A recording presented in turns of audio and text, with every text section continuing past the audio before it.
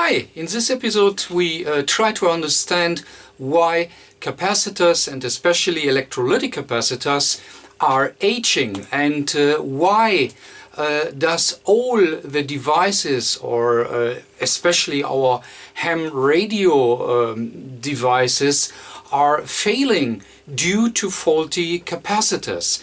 And yeah, that is something we want to look into a little bit more in depth in this video today.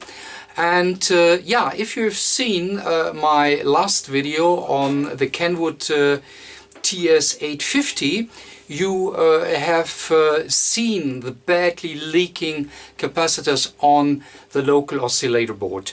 And that is what we want to understand. Why are these capacitors dying and what are the reasons for that? So yeah, let us look a little bit into that, not too much, but just to understand why this will happen. Yeah, and if you have not seen yet the last Tech Tip Tuesday video from my friend Paul from Mr. Carlson's lab, just have a look. I will link the video here down below, because he is recommending as well to swap out old capacitors, and he is stating especially electrolytic capacitors have to go out, because if they have not failed yet, they will in the future. So that might be a very interesting video in this context. So therefore I highly recommend you watch this video if you not already have done so. And also Buddy from the radio shop has a nice video on, and that is about the repair of a TS50 Kenwood ham radio device. And yeah, that radio has as well problems with leaking capacitors. So you see, it is really a serious issue that capacitors are aging, and in the worst case they are really leaking out, and you have all the acid on the PCB, which will then really eat the board or the copper of the traces. So you may have to put new traces on to make the radio back working. And well, the same we have seen with the TS850 in my number 75 video, I guess, the last one, where you see that the acid on the board has started to eat the copper. So therefore I think it is a nice idea to try to understand a little bit more what's going on there. Okay, maybe first of all it is important to understand a little bit the equivalent circuit diagram. So a capacitor is never a capacitor on its own. So that would be idle capacitor, but this is not given in our complex world. So therefore a capacitor looks like this, and that means we have of course a capacitor in yeah, most likely microfarad for electrolytic capacitor, and in series we have the ESR, which is the equivalent series resistor. And of course there is a ESL as well, which is a equivalent series inductor. And there will be a resistor over or in parallel to the capacitor, which is the leakage resistor. And therefore we have to consider always the capacitor as this complete diagram. Now, knowing how the equivalent diagram looks like, we need to understand what this ESR is all about. And to simplify it as much as possible, we can say that the ESR is at least how the inner connections are done for the terminal leads. And of course, as we are talking about electrolytic capacitor, it is as well the conductivity of the electrolytic itself.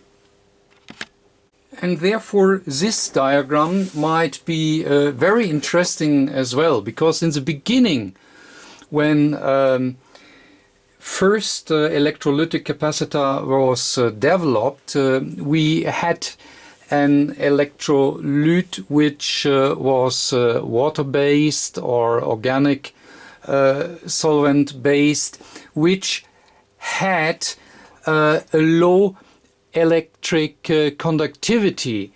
And that means the first electrolytic capacitors had, at least due to the fact that we had a low electric conductivity, had consequently a high ESR. And now, years later, there has been developed new electrolytics which are much more electric, which have a much higher electric conductivity, and therefore the RSR is getting lower, which is very important, and we will understand that in a bit. Well, as long we have a resistor somewhere, we will have a dissipation, which is a kind of normal. And since the dissipation can be wrote down like P capacity is equal to I squared times ESR.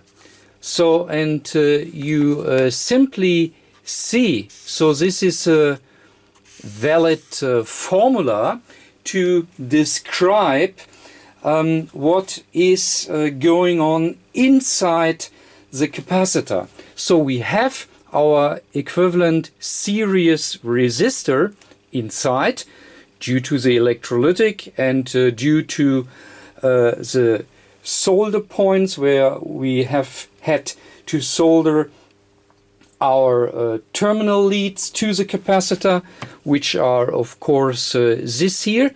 So they need of course somewhere soldered to the capacitor itself, and therefore we can say that we have a dissipation inside the capacitor simply due to the ESR and of course the ripple current.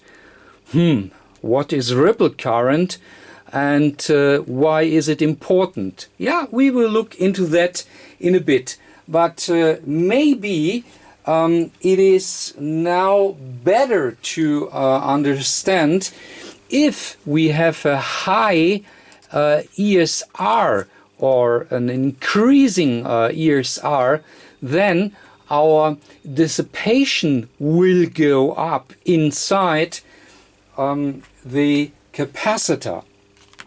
And Yeah, whenever we have dissipation, which is here shown as P for power, then we will get heat. And that, you know, is a second issue where we need to take care on.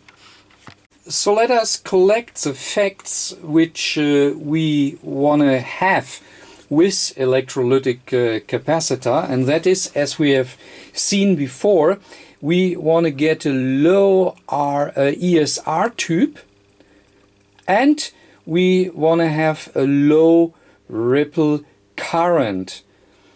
These both facts are really needed to observe when we are designing a new circuit. And now the data sheets of our capacitor manufacturers comes into the game, because if I zoom in here a little bit, you simply find here an endurance time which is here stated as 2000 up to 5000 hours at 105 degree centigrade. Aha.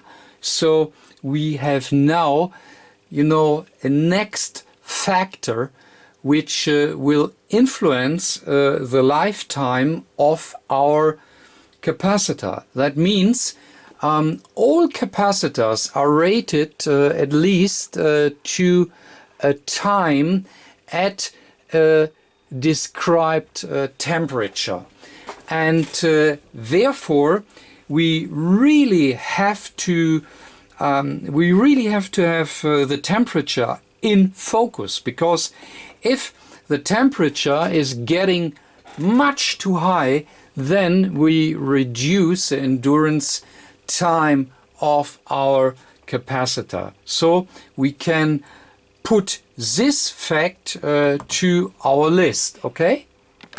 So I put it down here as low operating temp, which means we should try to bring the internal temperature, which is caused by our dissipation, and we will definitely have an environmental temperature, and the environmental temperature should be as low as possible.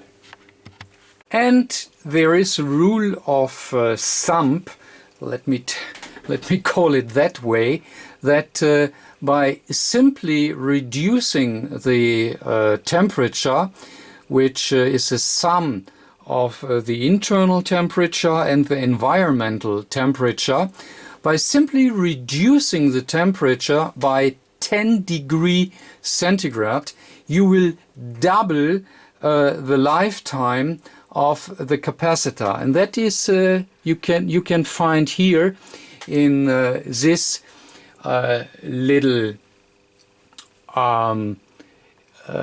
in this little, how do you call it, these little numbers, let me call it that way. You simply see that with 105 degree centigrade we will have 2000 hours, and with simply reducing by 10 degree we will always double the lifetime of the capacitor. And this diagram is from Panasonic, and they have here the MOS-FET capacitors, and you see that the lifetime will be increased with this MOS-FET capacitors, because they claim that that are really high quality capacitors, and with this really high capacitors, really high performance capacitors, you get on 75 degrees centigrade already 63,000 hours of operation, which is completely different to what we had in mind, you know, in the past. So this is the rule of thumb, and you see how much they have improved the capacitors and the electrolytic. So that is again the next fact which we need on our list, and that is simply quality parts. If you have crappy capacitors which are really cheap and which are simply garbage, right? Then you can't expect that you have a high lifetime. So therefore, if we go for quality parts, you see simply the difference. I mean, yeah, we have the same hours here on 105 degree, but it should always be in focus to reduce the temperature to 75 degrees or better to 45 degrees, and then you really can increase, you know, the lifetime of the capacitor. Okay, and I have added it to the list, high quality caps. So we may already recognize that the lifetime of a capacitor depends already on how we treat them during development. So if we are not taking care on the ripple current, and if we do not take care on the design, and that is what you can see here on this board. I mean, we have here heat sinks, right? And that means we will get here a higher temperature due to the transistors which have to work here on this circuit. And you find capacitors really close to this transistors and to this heat sinks. And this here is definitely not the worst you ever can find. We have much more worse situations on the market. So we have higher current transistors which are mounted on heat sinks, and capacitors are very close to the transistors, and that means all these boards are at least in a housing, and then we will have environmental temperature in the housing at least. And if there is not good airflow, then you know, temperatures will simply be at 80, 90 or even 100 degrees centigrade, or maybe higher, I don't know. So therefore, it depends on how we treat our capacitors. So we should try to get these capacitors far away from high temperature power stages, so that we easily get a high environmental temperature. And secondly, we should watch out for the maximum rated ripple current, because that is something we see here on our little formula.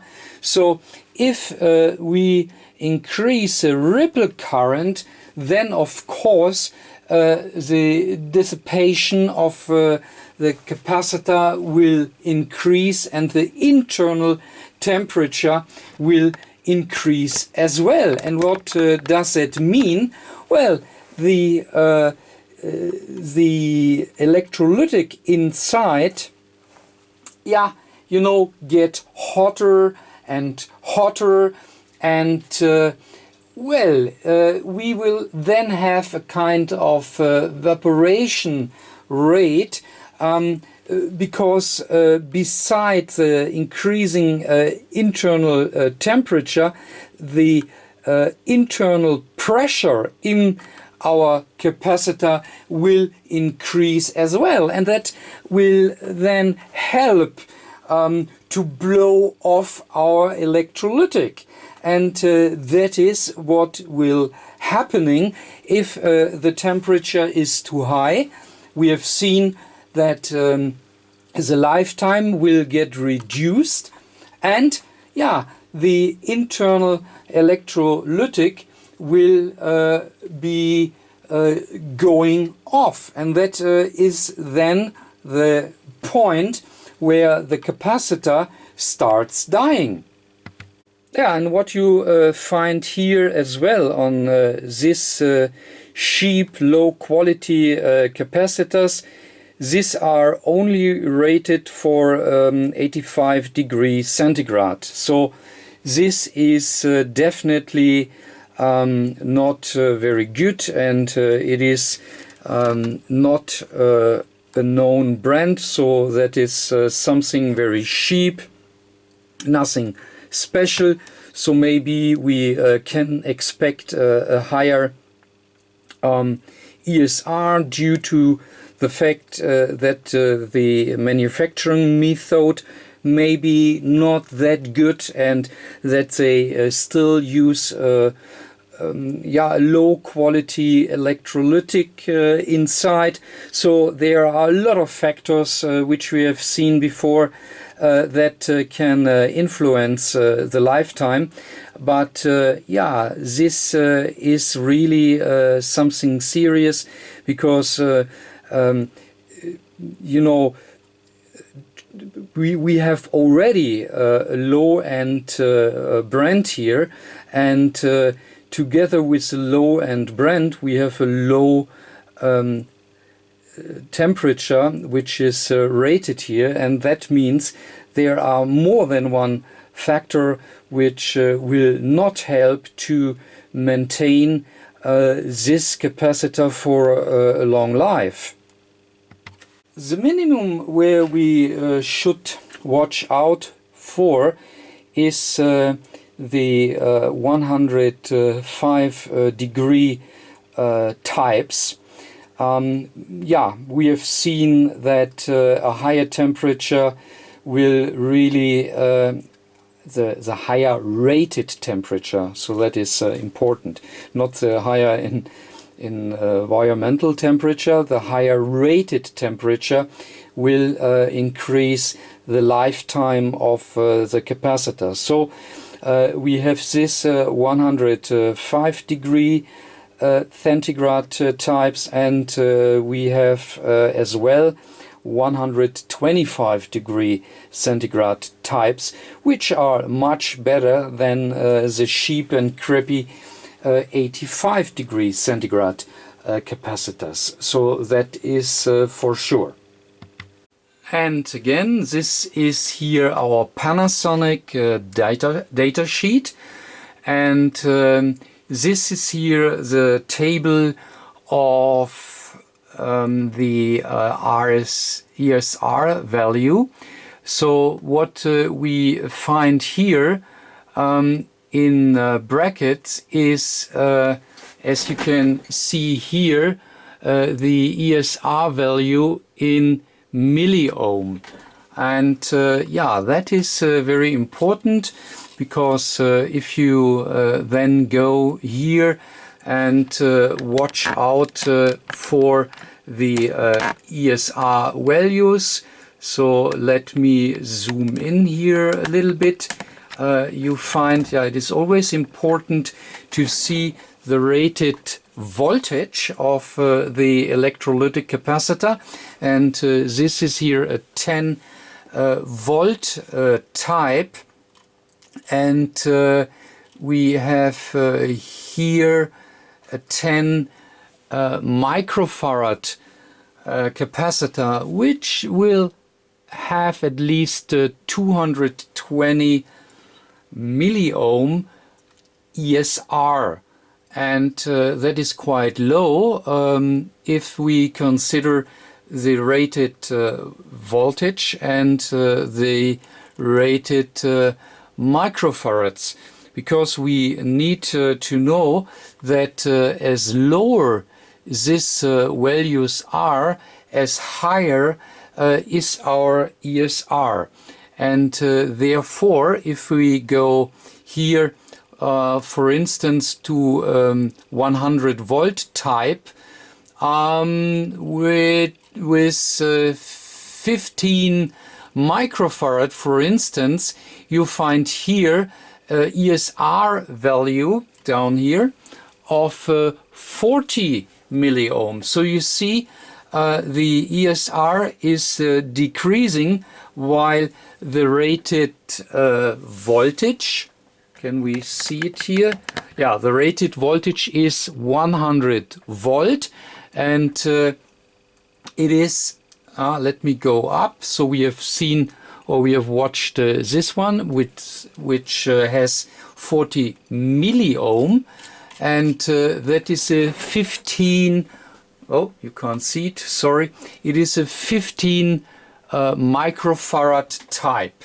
And on the other hand, if we see the microfarads going up, even with lower rated voltages, we get a very low ESR. And yeah, this is really a quality product from Panasonic, and you really can see what they are able to do. So we have here really types with only 20 milliohm, with only 20 milliohm ESR, and that is really low. Yeah, let us try to understand the difference what we have. For instance, we have here a 16 can you see it? Hang on a second. No, you can't, but I hope now. So we have here a 16 volt type with 22 microfarad, and this capacitor will have 90 milliohm ESR. And yeah, we will compare it with older tables to see what the difference is. And here on my ESR meter is a little table down here, and we can try to zoom in, and when we then have a look to a 16 volt 22 microfarad type, it is 3.6 ohm versus 90 milliohm, and there you can see the difference. So there is a lot of invention going on still, that we are able to reduce still the ESR, and therefore, you know, this is really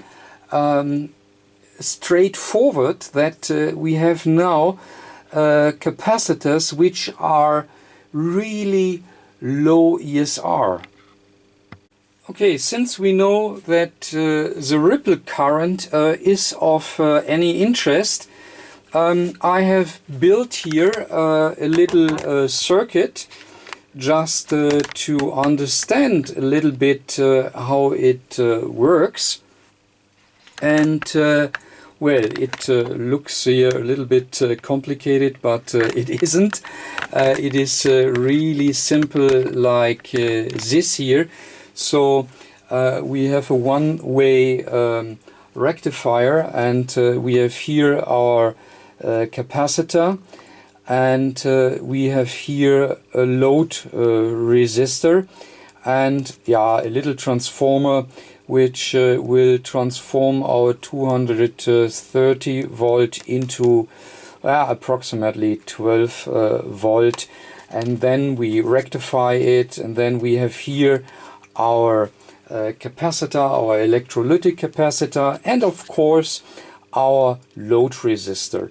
And yeah, we want to see what will happen if this capacitor is designed too low. Too low means if, you know, the capacitance which will be in is too low.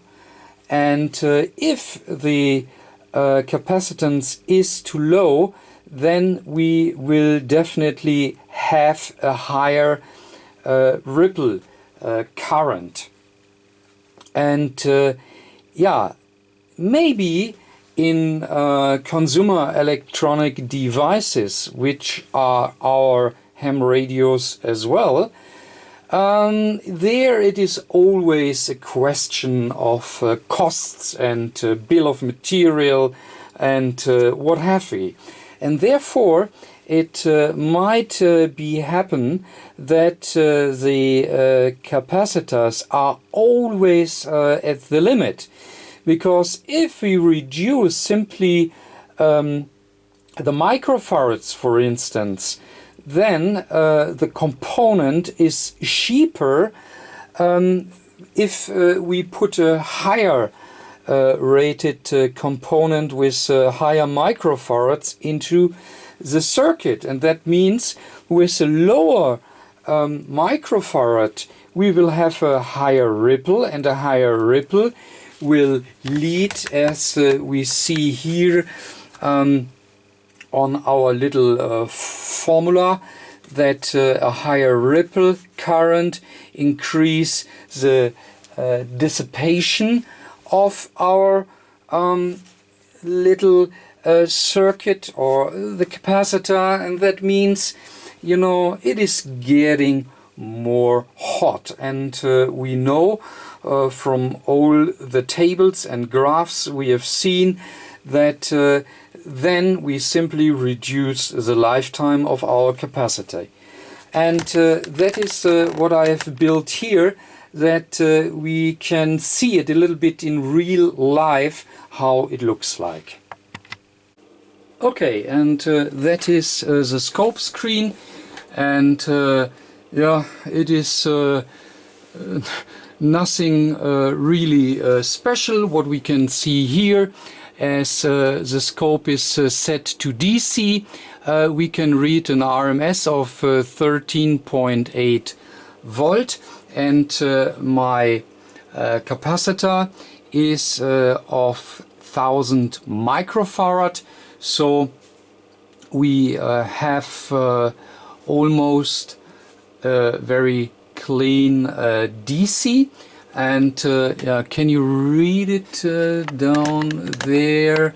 There is voltage shown, so we have a RMS of 13.8 volt, and I have here my meter switched to the circuit as well, and you find yeah, the 13.8 volt is showing the DMM as well. So that seems to be right. On the other hand, yeah, we will go a little bit more here into the detail, and now you can see the load and or the charge and discharge of our capacitor, which, as I said, is 1000 microfarad, which is basically very nice.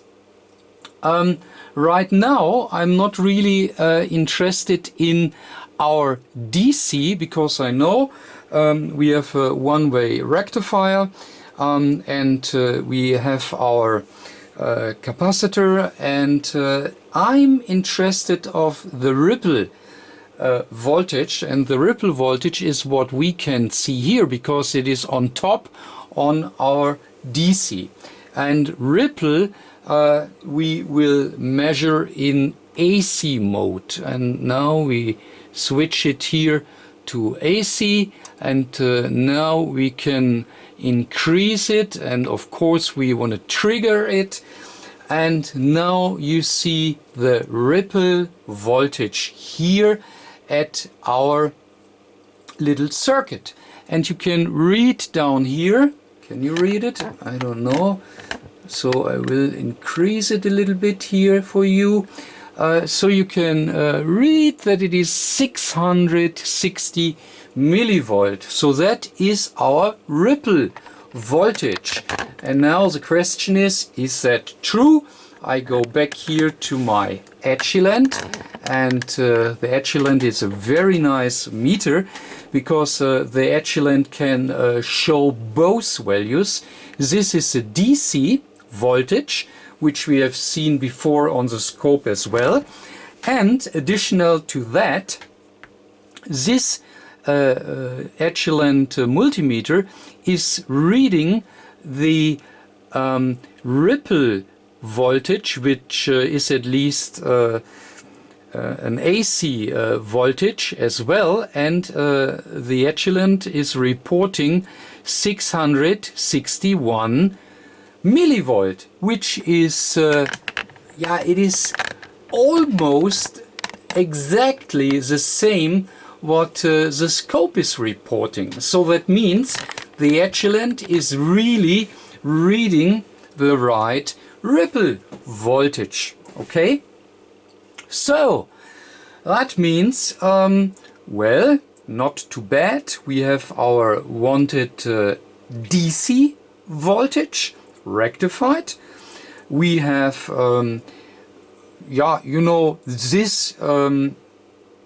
this ripple voltage is decent, so no problem whatsoever. So we do not want to really go into the mass, because we could easily calculate everything we have down here. So for instance, we could pre-calculate the ripple voltage by simply using this formula, and then we could calculate our dissipation, which will happening inside the electrolytic capacitor. But you know, we do not really want to do that. I just want to give you an idea how it hangs together, and if we go too much into it, this video will never end. So therefore we will leave it on this level. Okay, so once again, and that is now maybe the more interesting part. As I said, now I have a 1000 microfarad capacitor in the circuit, and I will now I need to go down here a little bit, because what I'm going to do right now is I'm reducing the capacitor from 1000 microfarad down to only 47, and we want to watch our screen, and we want to see what's going what is going on if I reduce my capacitor. And that is what I'm gonna do right now. And wow, what you can see here now, our ripple voltage is 4.5 volt. What is really you can't really use it because the ripple is now much too big. So that is something you do not want to have. And we can see it here on the Agilent as well. So he's reporting as well 4.5 volt. And of course our DC is down right now because the little capacitor which is here in our circuit, which is this little guy down here, is not able to handle this circuit, this he's not able to handle the ripple. And now we simply could calculate it, but we don't want, as I said before. But I guess you easily can see that this is really a huge ripple, and now we are definitely over the rated ripple, which is also in our technical data sheets. And that is very simple to see here on the scope. Yeah, and here I have a data sheet from a low-end capacitor. They do not really rate their DSR because it is definitely too high. But what they did, they gave us our maximum ripple current, and for instance we have 47 here we have 47 microfarad with 16 volt. And if I go here into this table, let me go closer that you can read it.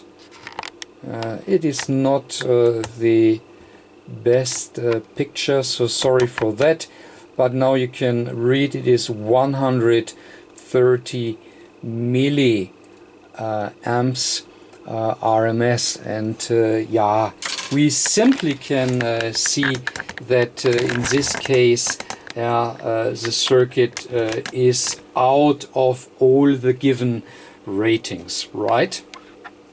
And showing you the effect once again. Now I'm putting back our 1000 microfarad capacitor, and you simply see how significantly the ripple drops down from 4.5 volt, or what was it? Yeah, 4.5 volt ripple here back to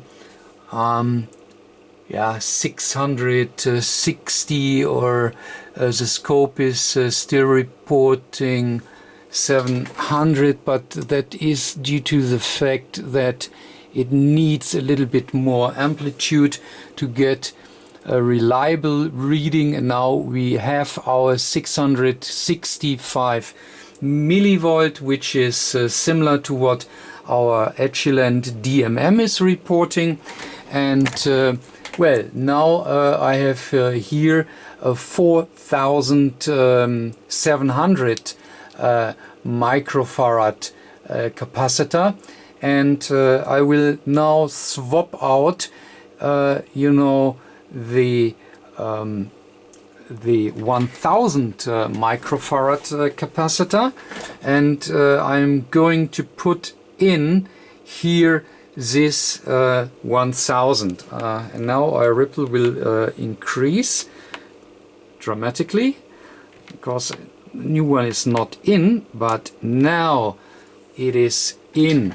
And I will increase it here a little bit, because if you now come on, You want to see what the ripple is.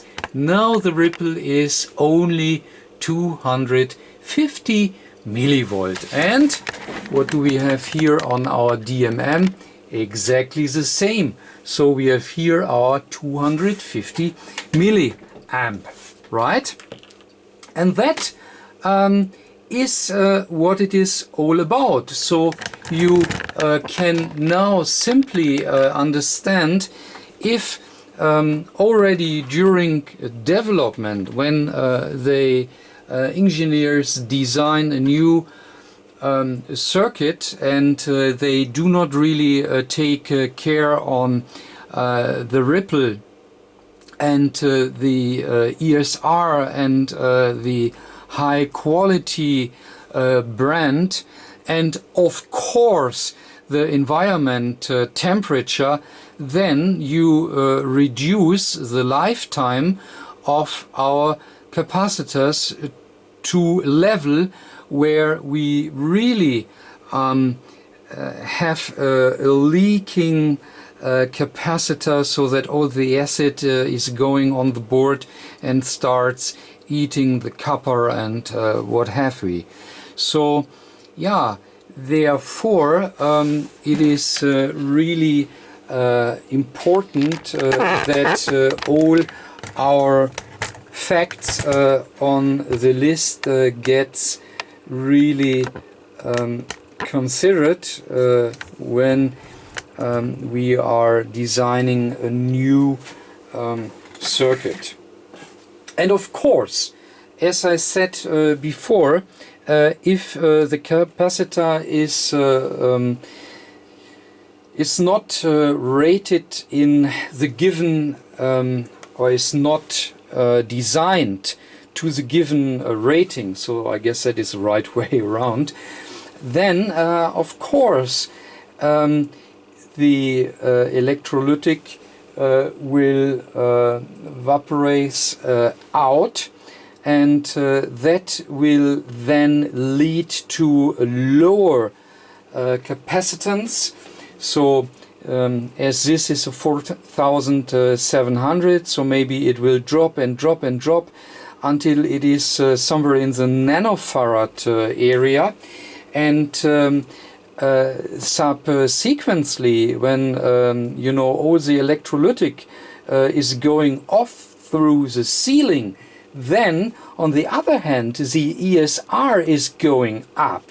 So this is then happening subsequently, and that is the reason why we have this little ESR meters, because with an ESR meter we can easily check our capacitors, and we can do it in circuit, because the capacitor with ESR is the lowest impedance, so we really do not need to take them out, and the ESR meter is testing the ESR with 100 kilohertz frequency, because that is the rated frequency what you always find in all the data sheets, and therefore you can check the ESR with the ESR meter. When you find that the ESR went up for you do not know the reason, because you did not design the circuit, but maybe the treatment in development was not as good as it should be, and it was always overloaded or such. Then the ESI is going up, and you know, oh okay, I have a problem with this cap, so I have to replace it. And then you know, one comes to the other, and that is then the reason why the capacitor is leaking, how we have seen it on the Kenwood TS850. So maybe it is a low quality part which we had in the Kenwood.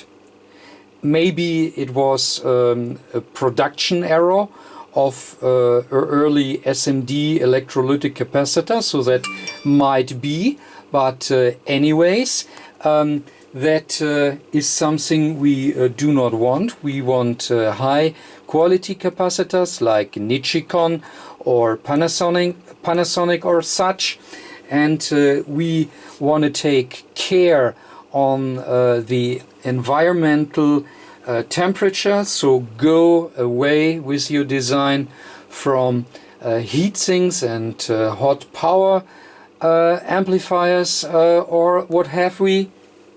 We will look out for high quality capacitors with a low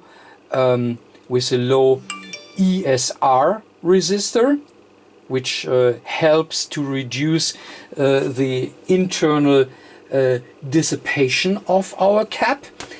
And finally, we have to take care on our ripple current, because if the capacitor is not able to handle the circuit, then of course the power inside the capacitor goes up and will lead to early death of the capacitor. And that is what we can find on our screen.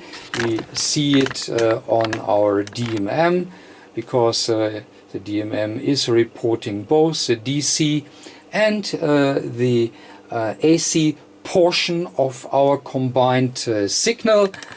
And yeah, that is what it is all about. And yeah, I do not want to extend the video any longer. I think you should have an idea what is happening to our capacitors, and that is the aim of this video.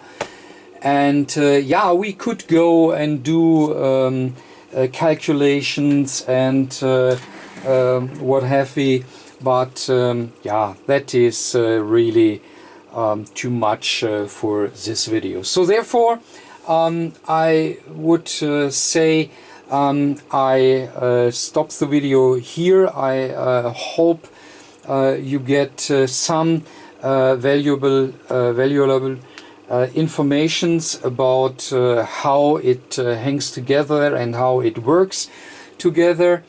And yeah, therefore, if this video was of any value for you, please, as always, give me a big thumb up, and catch you next time. Bye.